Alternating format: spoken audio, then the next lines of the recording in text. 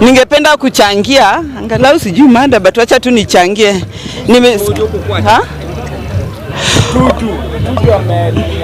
Okay, nimesikia wenzangu wakiongelea mambo ya 1 term na 2 term. Mimi kwanza ni mtu wa 2 term. Kwa nini na support 2 term?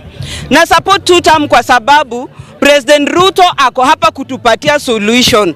Watu wa 1 term kazi yao ni kupiga tu kelele without any solution. President Ruto hapa kutupatia solution. Ikiwa ni mambo ya employment, ikiwa ni mambo ya employment haijaanza sahi, unemployment ilianza kitambo, insecurity ilianza kitambo, devolution ilikuwa kitambo, but zile regimes zenye tulikuwa nazo kitambo haikuwa inatu support. About tuju tunaachia serikali wafanye hiyo kazi ya. Kuna institutions zinafanya hiyo kazi.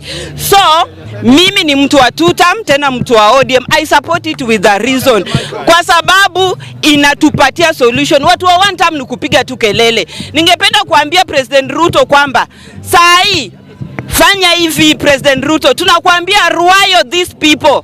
Rewire them with employment, rewire them by kufufua viwanda vyetu ambavyo viliamka, rewire them kwa kutupatia umoja, rewire kila mtu. Na nyinyi wenye mnakuwa rewired, pia nyinyi mkuwe rewired na mtafute kazi mfanye. Asanteni sana.